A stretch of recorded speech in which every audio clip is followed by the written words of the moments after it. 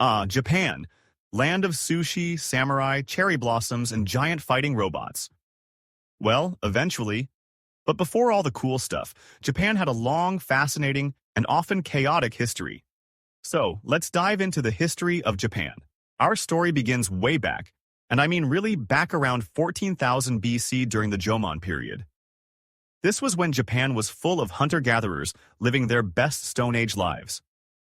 They made pottery, hunted, fished, and probably said, "You know what we need? Rice."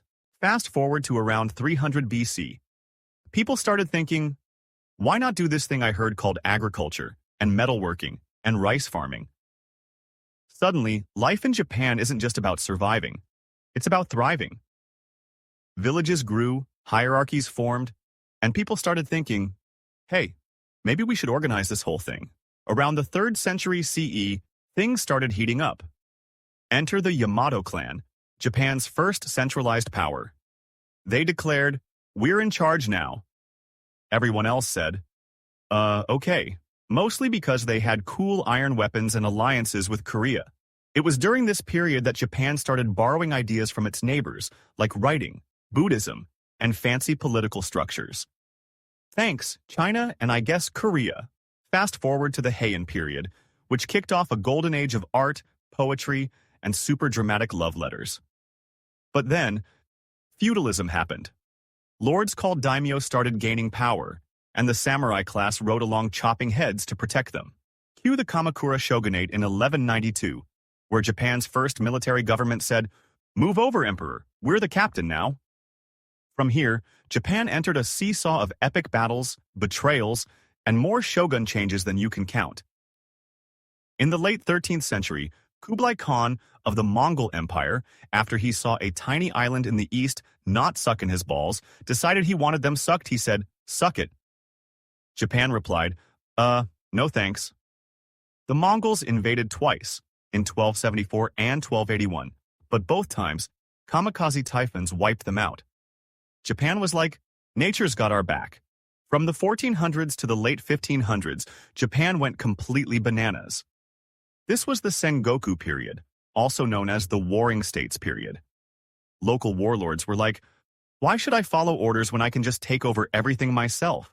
Enter 3 legendary figures who unified Japan. Oda Nobunaga, the brutal genius who started it all. Toyotomi Hideyoshi, the clever strategist who finished most of it. Tokugawa Ieyasu, the guy who said, "Thanks, I'll take it from here," and founded the Tokugawa shogunate in 1603. The Tokugawa shogunate was like, okay, everyone chill out. They closed Japan to the outside world for over 200 years, except for a little trade with the Dutch and Chinese. This period, known as the Edo period, was peaceful, artsy, and stable. Samurai turned into bureaucrats, and kabuki theater and haikus thrived. But then, the West knocked on the door. In 1853, the U.S. showed up with warships and said, "Open up or else." Japan was like, fine. This led to the Meiji Restoration in 1868, where Japan modernized at warp speed. Samurai, gone, factories, everywhere, military, supercharged. Japan flexed its new muscles in the early 20th century, winning wars against China and Russia. But then came World War II. After joining the Axis powers and suffering the devastation of Hiroshima and Nagasaki, Japan surrendered in 1945. Post-war Japan rose like a phoenix, becoming a cultural icon, giving us the superior art above all called anime and Pokemon. So, the next time anyone asks about Japan, just say they gave us anime and my 96 Corolla.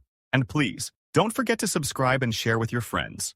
We are a new channel, and we need all the subs we can get.